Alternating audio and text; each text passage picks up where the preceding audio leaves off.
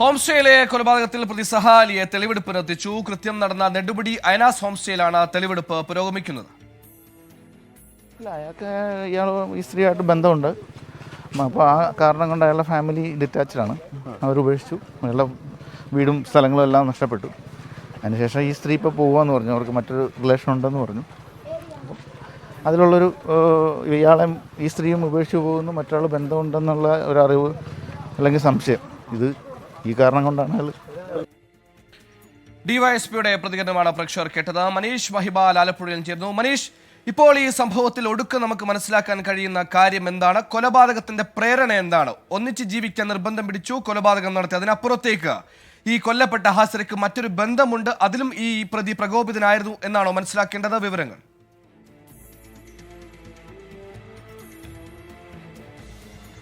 സുഹേൽ, നിലവിൽ പോലീസ് ഈ തെളിവെടുപ്പ് പൂർത്തിയാക്കിയിട്ടുണ്ട്. നിലവിൽ ആദ്യം കൊടുത്ത മൊഴിയല്ലാതെ കൂടുതൽ കാര്യങ്ങൾ കൂടി പോലീസിന് വ്യക്തമായിട്ടുണ്ട്. അതായത് ഒന്നിച്ച് താമസിക്കാം എന്നത് പ്രതി വിസമ്മതിച്ചത് മാത്രമല്ല കൊലപാതകത്തിന് പ്രേരണയായിട്ടുള്ള ഘടകം.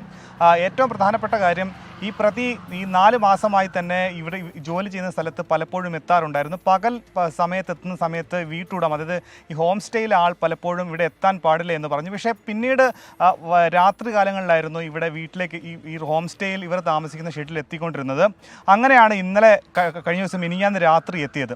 നേരത്തെ തന്നെ ഹാസിറയുടെ ആവശ്യമായിരുന്നു, അതായത് ഒരുമിച്ച് താമസിക്കാം, ആസാമിലേക്ക് ഒരുമിച്ച് പോയി ജീവിക്കാം എന്നുള്ള ആവശ്യം നേരത്തെ ഹാസിറ പറഞ്ഞിരുന്നു. പക്ഷേ ഇതിന് തയ്യാറായിരുന്നില്ല ഇയാൾ. പ്രതി ഒരിക്കലും തയ്യാറായിരുന്നില്ല. പക്ഷേ പ്രതിയുടെ നാട്ടിലുണ്ടായിരുന്ന ഭാര്യയും കുടുംബാംഗങ്ങളും ഈ ബന്ധത്തെപ്പറ്റി, ഇവർ തമ്മിലുള്ള പരിചയത്തെപ്പറ്റി അറിഞ്ഞു. അങ്ങനെ അവിടുത്തെ കുടുംബം പ്രതിയെ ഉപേക്ഷിച്ചു, സഫ അലിയെ ഉപേക്ഷിച്ചു.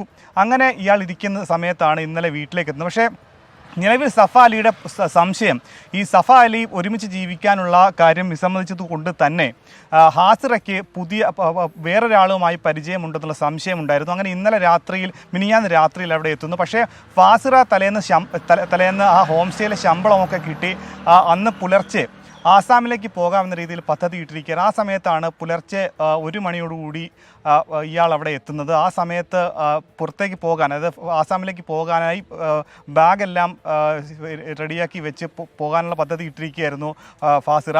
ആ സമയത്താണ് ഇവർ തമ്മിൽ തർക്കമുണ്ടാകുന്നതും ഉടനെ ആസാമിലേക്ക് പോകേണ്ട, രാവിലെ എഴുന്നേറ്റ് പോയാൽ മതി എന്ന തർക്കമുണ്ടാകുന്നു. പക്ഷേ തർക്കത്തിനിടയിൽ അത് പിടിവലിയാകുന്നു.